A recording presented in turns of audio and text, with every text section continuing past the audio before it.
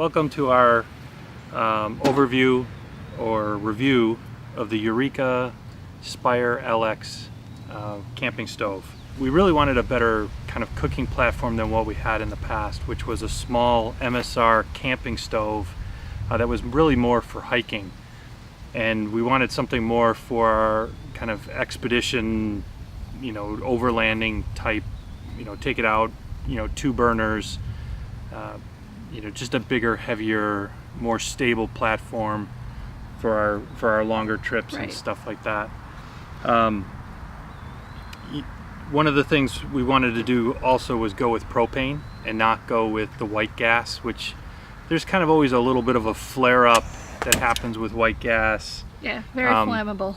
Very flammable. The liquid itself is dangerous. I mean, if it were to spill or something, it becomes, it's more volatile, I think, than even gasoline. So we decided to go with propane, which is readily available, at least here in the US. And then the other thing is we really looked online a lot. This was a pretty big decision for us. A lot of research. And one of the main things was simmer control. Like you don't want a blast furnace that just chars everything that you try and cook on it. And this one is made by Eureka, but I don't know if Eureka bought JetBoil or JetBoil bought Eureka or whatever, but it has JetBoil technology, they say. I think there's even a little plaque on the front that is supposed to allow good simmer control. Now, during the review we'll go through whether or not that's true, whether we found that to be accurate or not. So let's get started with the review. I just go into a little brief overview of like opening up and getting this thing set up. This has a little latch on the front, pretty straightforward. Has these little flip out windscreen. You just hook them into there's some little hooks in there. It's a little bit harder to do when you're not looking at it. I think I got it. So some of the positive things that we found so far, it is much quieter than the previous stove, the white gas stove that we were using. So that is a big positive. The white gas stove sounded like we had a jet engine going. It really did. It was like, what are they doing, model rockets or something?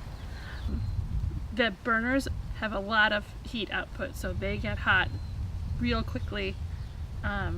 Boils water like coffee. We boiled like, I don't know, a full pot of water for our coffee in the same time it took to cook 2 eggs. Mm-hmm. So it's very fast. Very quick. And we didn't even have it turned up all the way.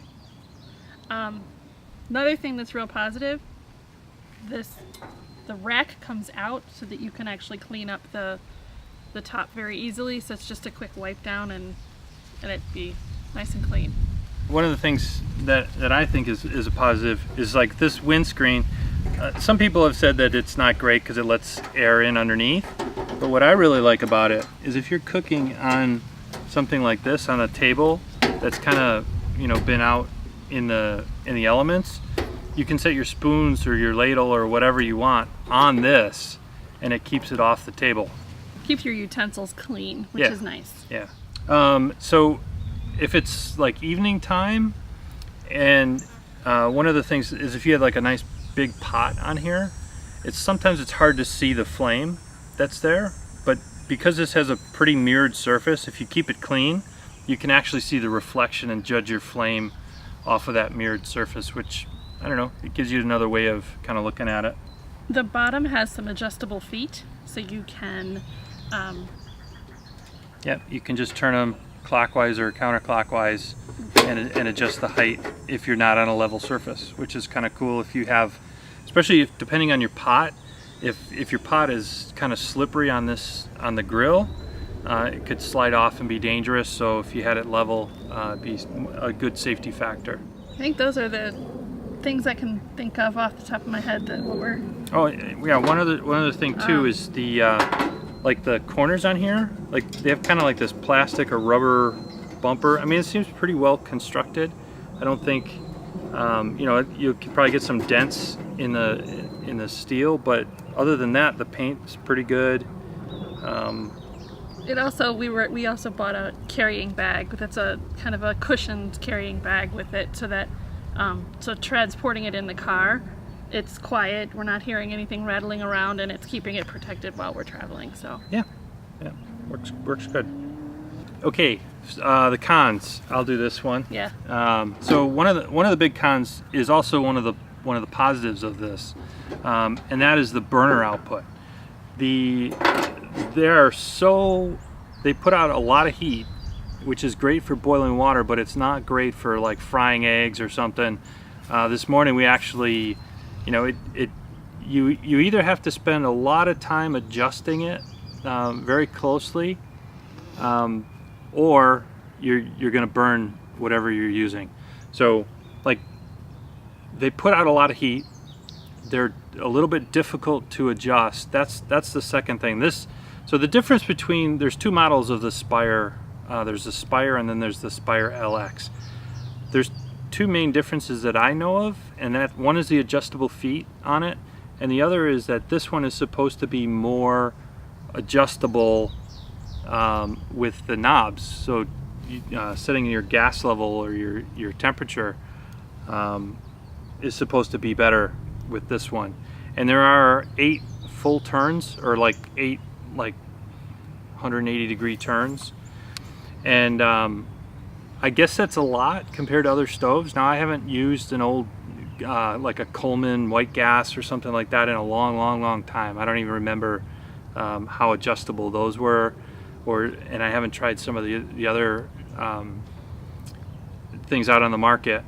But this one, so this burner on the left actually is fairly adjustable, and you can get it down to the point where if you had a nice, like we have a cast iron skillet, which is about as good as you can get for heat dissipation, you're still just about boiling water with it. So you're going to be cooking stuff very quickly.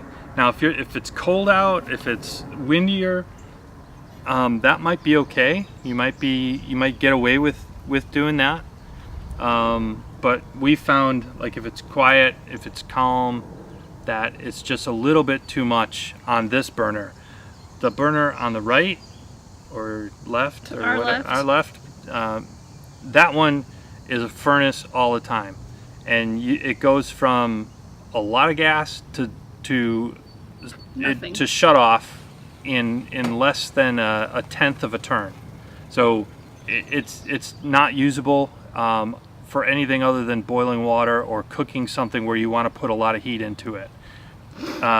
If you're trying to do two things at the same time where they're both simmering, we have a griddle that we really wanted to use because the griddle actually fit bless you, underneath this perfectly. So we could have stacked the two together and had a great use of space. But the griddle, honestly, it doesn't work because you can't set this side over here low enough so that you can use it on the griddle. It just burns everything. It's going to burn the pancakes. It's going to burn any butter or whatever you put on there very quickly. So that was a big disappointment for us. Yeah, we were hoping that we would have the usability of both burners to be able to do different things, or like Tom said, use the griddle.